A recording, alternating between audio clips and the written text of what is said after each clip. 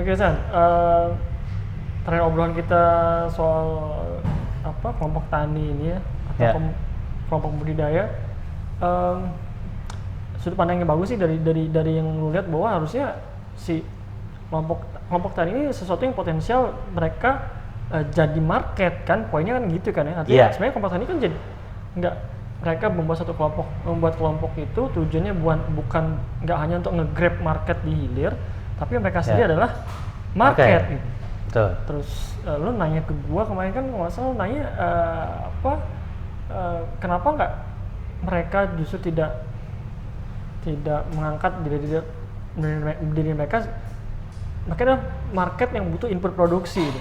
Ya. Ya memang mereka umurnya pendek, akhirnya para supplier produksi juga nggak melihat sesuatu yang potensial nih untuk didorong jadi kelompok tani yang nanti jadi market si input produksi ini gitu.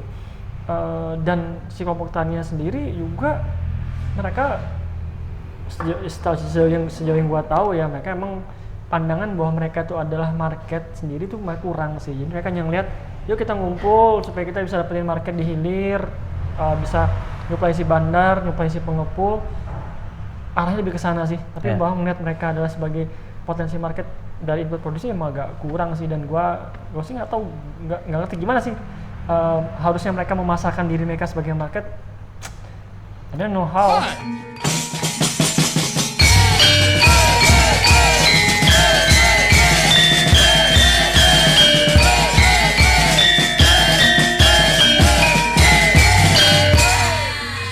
Sebenarnya itu gini, kalau gua dua sisi ya pasti selalu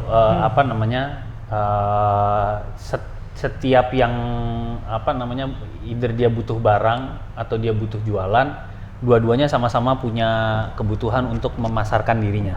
Iya, Gitu ya. Karena balik lagi tadi, kebutuhan orang untuk berkumpul bikin kelompok tani itu adalah untuk meningkatkan bargaining position. Iya. Itu memang sudah natural. Orang kalau mau berkembang ya harusnya membuat bargaining position dia semakin baik, kan gitu. Iya. Nah, kalau memang produsen ini adalah perusahaan besar, dari size-nya saja sudah membuat dia punya bargaining position. Cuman sekarang kan si pembelinya atau si kelompok tani ini yang harus bisa memasarkan dirinya kan. Nah, satu-satu dulu nih Prim. Dari sisi si pemilik input produksi. Oke, si perusahaan-perusahaan ini Perusahaan.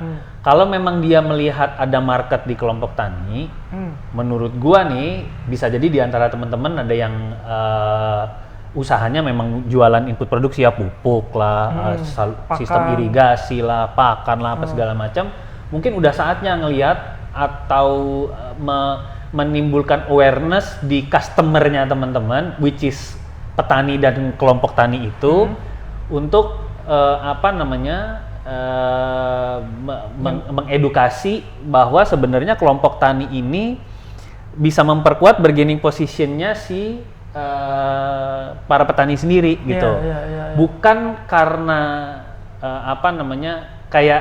miara macan tidur gitu ya. Wah, ini kalau kelompok tani ini dibikin ngumpul malah nanti jadinya nawarnya sadis, harganya ya sama-sama dua-duanya harus mikir jangka panjang. Karena kelompok tani itu kalau view-nya jangka panjang kan nggak perlu repot cari market. Kelompok tani kan juga pengen mengembangkan membernya, mengembangkan anggotanya.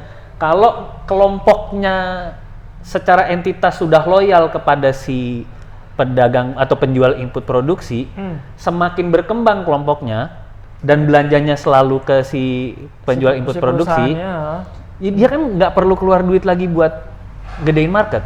Kelompok ini begitu dia berkembang secara organik, dia akan berkembang sendiri. Kita beli pakannya ke situ aja deh.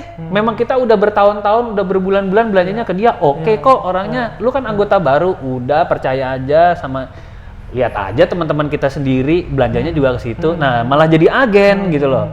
Di awal memang untuk membuat si kelompok tani itu loyal berat pasti. Karena PR pertamanya adalah membuat si kelompok tani itu langgeng dulu. Itu Ya, pasti ada biayanya tuh ya, di situ. betul. Yang kedua ya memastikan bahwa setelah ini langgeng belinya nggak kemana-mana, selalu ke dia Ya, kan gitu. loyalitasnya ya. Loyalitasnya dibangun, tapi begitu loyalitasnya udah terbangun, ya itu sebenarnya strategi nggak cuman di kelompok tani atau nggak cuman di pedagang input pertanian, input produksi sih. Karena kalau kayak onderdil misalnya onderdil mobil, mau jualan onderdil mobil Toyota misalnya, sebut merek aja lah, onderdil mobil Toyota, lebih mudah jualan kemana? Ke komunitas mobil Toyota atau satu-satu orang didatengin ketok pintu rumahnya, Bu, mobilnya Toyota kan, nanti belinya ke kita ya, mending dia pegang komunitas gitu loh. Nah, tapi di sisi lain komunitas otomotif kah atau komunitas hobi segala macam, kan mereka tidak membentuk komunitas itu untuk naikin bargaining position. Mereka membentuk komunitas itu ya karena memang seneng-seneng aja, nggak ada ikatannya gitu kan. Nah, itu triknya di situ. Pasti harus keluarin modal dulu ya, namanya usaha kan, pasti harus ada modalnya dulu. Nah, itu dari sisi perusahaannya.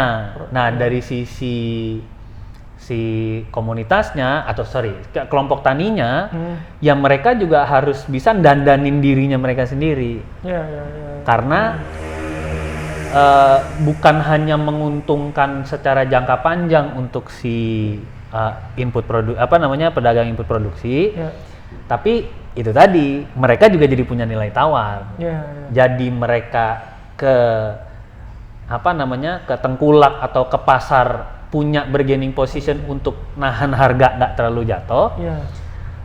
Ke pedagang atau penjual input produksi, mereka juga punya posisi tawar ya, karena kuantiti mereka betul, kita ngambil banyak loh Pak.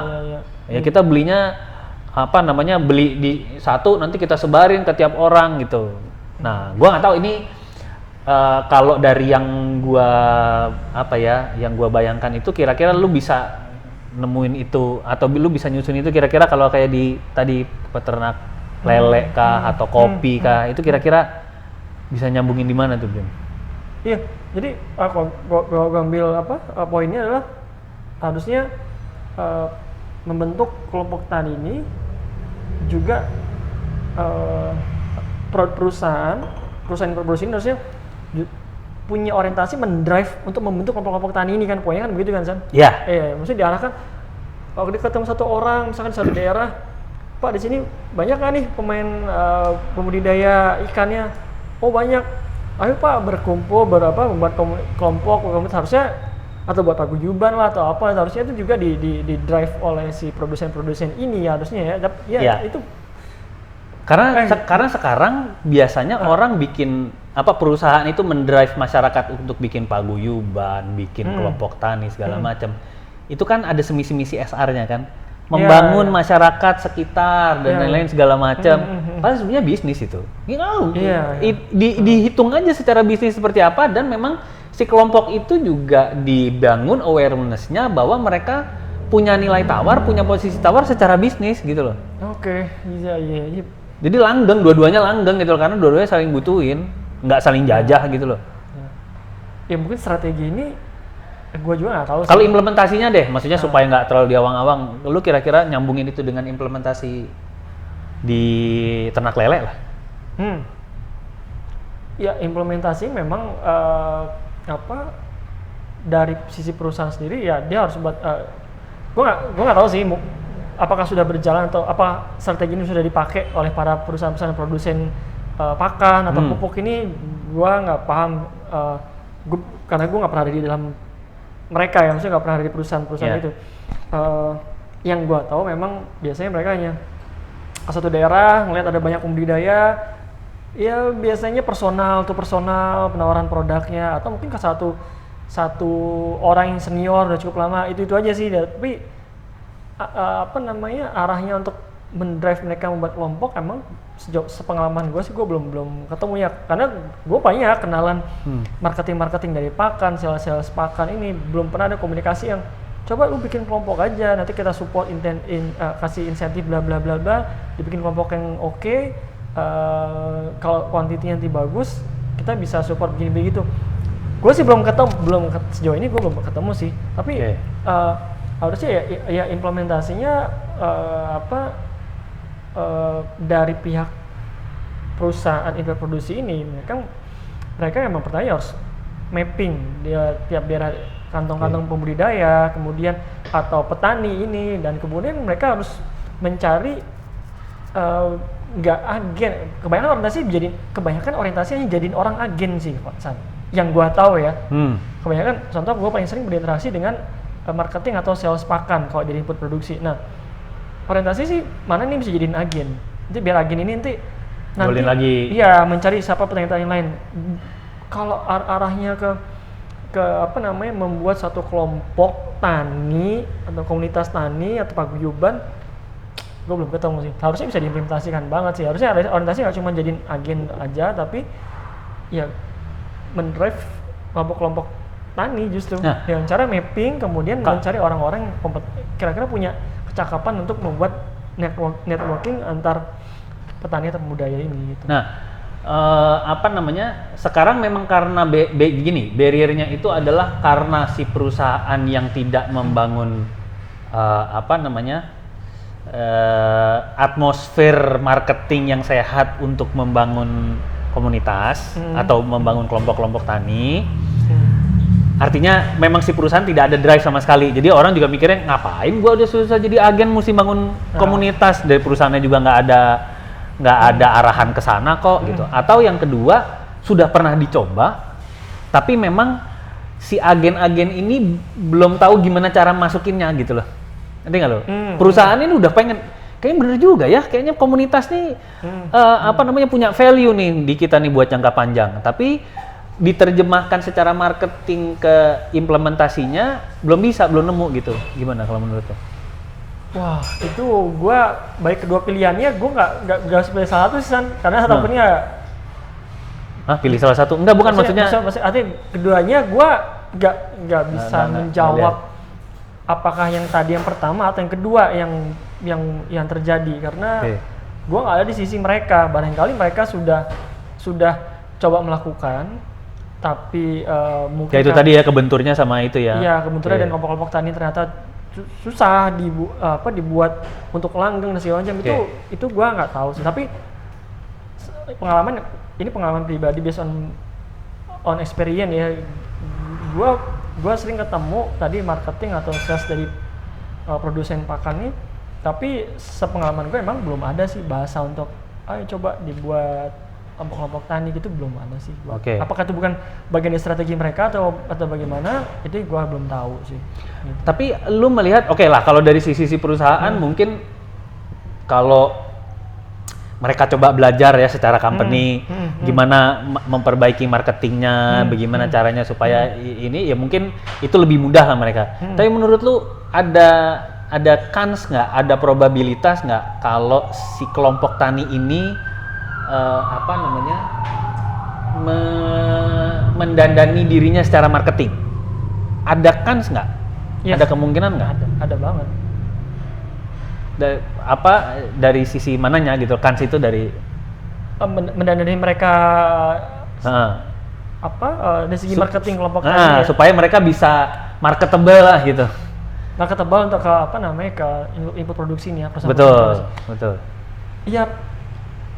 Tadi kalau kita membuat kelompok tani ya, kemudian anggaplah kita punya 10 anggota yang cukup solid aja, produksi berjalan, database-nya mereka punya cukup baik, kita bisa menjelaskan ini kapasitas masing-masing, kita bisa punya database kapasitas produksi, siklusnya dia segala macam, dan di backup lah bahwa kelompok tani ini jelas artinya jelas kapasitas produksinya, kuantiti transparansi mereka, tadi itu kita bisa ngangkat ke banyak perusahaan, karena perusahaan supplier pakan ini kan banyak juga, dan mereka berlomba-lomba menggrab pasar ini kan, artinya ya mereka mau barangnya laku lah gitu kan. Iya, barangnya laku, dan petani-petani ini ketika mereka mereka sudah berkelompok nih, kemudian akhirnya menjual dan tanda kutip menjual diri mereka ke beberapa perusahaan. Ada perusahaan yang menjemput membuat mereka ini menjadi mitra si market mereka, dan potensi loyalnya juga tinggi. Artinya ini dikasih insentifnya bisa mungkin harga yang dengan harga lebih murah dibanding harga pasaran, atau ada termin pembayaran, atau mungkin ada support untuk teknik produksi, mungkin knowledge-nya mungkin, atau diberi pelatihan, datengin expert dari lain segalanya. Harusnya intinya dibuat engagement lebih jauh lah kelompok tani itu. Itu harusnya oke sih. Artinya dua sisi di mana si kelompok tani sendiri untuk memarketingkan dirinya, mereka harus jelas sih, harus jelas keanggotaan mereka, kapasitas produksinya, kuantiti yang bisa mereka tawarkan. Itu mereka bisa jual diri mereka ke perusahaan-perusahaan ini sih gitu. Dan perusahaan ini harusnya melihat ini sebagai potensi pasar yang besar juga harusnya. Dan disupport dengan tadi berbagai konsep-konsep marketing ya. Artinya nggak melulu harus pokoknya harga paling diskonnya nanti lebih banyak atau termin lebih lama, tapi dengan support hal lain, masalah knowledge, mungkin dibuka jejaring yang lain segala macam, itu lebih oke juga. Jadi menyesuaikan lah ya, nggak satu jurus buat semua musuh gitu ya. Iya, betul. Oke, berarti kalau gua boleh simpulin, sebetulnya strategi marketing ini bisa jalan yang berhubungan dengan komunitas ya, atau kelompok tani ini bisa jalan kalau dua sisi ini bergerak ya, dari sisi perusahaan maupun dari sisi kelompok tani, dua-duanya sama-sama dandanin dirinya gitu ya, harus dengan goodwill dan confidence gitu ya. Iya, dari kelompok tani sendiri harus percaya diri kalau dia. Mereka sebenarnya lebih menyadari bahwa mereka punya posisi tawar loh gitu. Ketika mereka berkelompok, kemudian mereka punya komitmen yang bagus, database yang jelas, mereka punya posisi tawar ke si produsen. Mereka bisa memarketingkan si kelompok ini sendiri gitu. Jadi mereka nggak cuma hanya sebagai objek dari perusahaan, sebagai mereka nggak hanya nunggu perusahaan datang ke mereka, tapi mereka bisa menjual diri mereka. Gue punya posisi sekian nih, kuantiti gue sekian tiap bulan. Lo kalau menyuplai apa kira-kira yang bisa lo tawarin dari pakan lo? Gitu. Harusnya sih kayak gitu ya. Dan gue yakin sih sebenarnya kalau kita cari lebih, kita gali lebih dalam lagi gitu ya, terjun ke ke kantong-kantong pertanian, sebenarnya mungkin sudah ada kelompok-kelompok tani yang cukup pede atau kelompok-kelompok tani yang cukup solid, sebenarnya cukup ada. Pasti ada lah gitu. Nah, tapi belum jamak. Satu belum jamak, yang kedua mungkin dari sisi produsennya juga tidak melihat mereka sebagai orang-orang yang akan memudahkan mereka masuk ke dalam market gitu loh. Jadi itu tadi harus dua-duanya tuh. Produsen pada saat melihat ada kelompok tani yang cukup pede untuk memarketingkan dirinya, dia bisa bilang lu boleh nawar-nawarin segala macam, tapi lu bisa janji nggak atau lu bisa jamin nggak bahwa kelompok tani lu akan jadi makin besar. Kalau kelompok tani lu jadi makin besar, dengan sendirinya market gua akan besar kalau gua masuk ke kelompok tani lu. Lu serius nggak nih? Gitu. Jadi dari confidence-nya si kelompok tani ini harus dimanfaatkan betul oleh si produsen untuk ngambil komitmen gitu. Lu kan udah pede sama anggota lu, ya udah komit ya sama gue ya. Lu kalau udah internal udah rapi, udah beres, ya udah kalau gitu sekarang kita bikin komitmen gitu. Entah apa bentuknya, mau kontrak kah, mau apa segala macem. Tapi harus dimanfaatkan dalam artian opportunity itu nggak banyak gitu loh. Jadi kalau ada kelompok tani yang seperti itu, dia harus cepat ambil. Dan menurut gua di dunia digital sekarang, di mana jarak itu sudah tidak jadi batasan, kalau memang sudah ketemu, di daerah situ ada dan segala macam, itu kalau dicari channelnya pasti ketemu, Bro. Ya lewat medsos, lewat entah apalah channelnya lah, chatting segala macam, grup-grup segala macam, kayak gitu kan, grup-grup WhatsApp lah, kayak gitu-gitu. Biasa di Facebook tuh yang masih banyak tuh. Ya, atau Facebook. Nah mereka itu main di situ sih.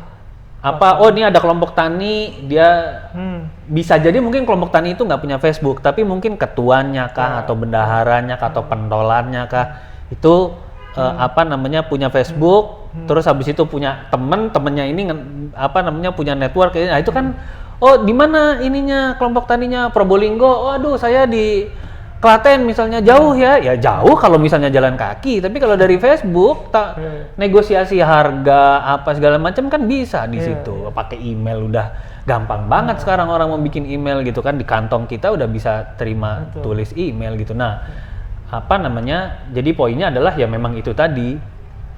Dua-duanya harus apa namanya bisa manfaatin strategi itu gitu. Kalau misalnya keduanya sadar akan potensi bahwa ketika membuat kelompok ini mereka dari sisi budidayanya ya, dan kelompok ini mereka sadar mereka akan punya posisi lebih bagus baik ke hilir dan ke hulu.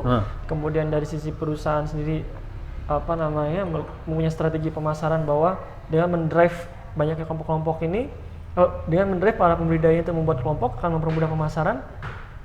Kalau kedua ini disadarin akan banyak tuh kelompok-kelompok tani yang lebih langgeng ya, nggak jangka pendek aja gitu. Karena kan ya tadi komitmen yang rendah, ini mereka jangka pendek aja. Betul. Harusnya kedua ini kalau misalnya poinnya adalah setelah kita ngobrol panjang lebar ya tentang lu melihat bahwa kelompok tani ini harusnya mereka bisa menyadari bahwa mereka ini adalah market gitu, market yang besar. Dan dari posisi perusahaan harusnya menyadari juga, ayo kita drive yuk kelompok tani ini ketika mereka bergabung akan jadi potensi makin besar. Kalau dua-duanya sadar akan hal ini, makin banyak kelompok tani itu harusnya sih. Dan akan lebih solid sih, pertanian akan lebih solid sih gua pikir harusnya ya. Betul, ya insya Allah lah. Siapa tahu dari penonton kita ada yang mulai gregetan, iya ya gua kemarin punya kelompok tani kok, terus nggak bisa gua manfaatin gitu ya. Wah ini kayaknya gua mesti cari-cari lagi nih ini nih apa namanya celah-celah supaya kelompok tani gua bisa aktif lagi gitu mungkin. Iya, start dengan kalau nggak salah sih yang gua tahu tadi untuk semacam legalisasi jadi kelompok itu kalau nggak salah dinas terkait itu memang kalau nggak salah sih start dengan 10 atau 20 anggota aja. Tapi kalau kita kan lebih susah menghandle 10-20 anggota, kita bisa nggak harus pakai legalisasi dulu, tapi paling nggak kita punya legalisasi itu kayak barang haram jadi halal. Legalitas ya. Legalitas bukan legalisasi. Iya, kenapa jadi legalisasi ya? Legalisasi ganja nanti. Itu dia. Pertanian juga itu. Potensial juga. Potensial juga masuk bui. Potensial masuk bui. Iya, harusnya mereka yang kesampingan dulu legalitas, tapi yang buatlah 5 orang, 5 orang dulu solid. Baru habis itu mulai ngembangin. Begitu udah punya soliditas, tambah anggota soliditas bisa dijaga, baru habis itu bikin yang resmi gitu. Iya, harusnya lebih banyak disadari ya oleh para pembudidaya atau para petani. Sayang soalnya sekarang baru kita ngobrol begini aja kita udah lihat gitu loh ada celah-celah potensi itu gitu loh. Kalau nggak diimplementasiin, sayang aja gitu. Kenapa kita harus bikin pandangan kita bikin kelompok tani itu adalah karena dapat hibah lah, karena dapat kemudahan-kemudahan dari pemerintah lah segala macam. Itu ide bagus. Cuman kalau ngelihatnya cuman segitu doang, itu ibaratnya lu petinju tapi kerjaan lu ngejab doang. Iya gimana lu mau bikin musuh lu KO gitu loh, lu nggak uppercut, lu nggak straight, kan gitu. Istilahnya gitu sih menurut gua. Bukan berarti nggak boleh ya, kalau memang ada fasilitas itu ya itu juga uang pajak kita gitu loh. Memang itu untuk memudahkan tapi kelompok untuk. Kalau orientasinya kayak gitu biasanya ketika nggak dapat jadi yang pendek kan. Ternyata nggak. Betul. Ya udah percuma deh. Ya sama tadi petinju badannya keker, latihannya udah setengah mati, begitu naik ring tinju ngejab terus ya begitu musuhnya bisa nangkis jabnya hajar sama musuhnya KO, glegek ya, jabnya nggak ini kok, jabnya nggak berpengaruh gitu. Jadi ya apa namanya pembahasan kita panjang lebar ya alhamdulillah ya udah bisa nemu simpul-simpul yang mungkin bisa menggelitik teman-teman.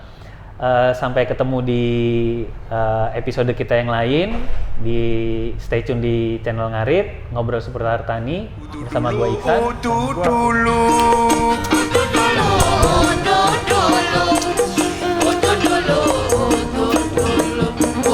Jambu.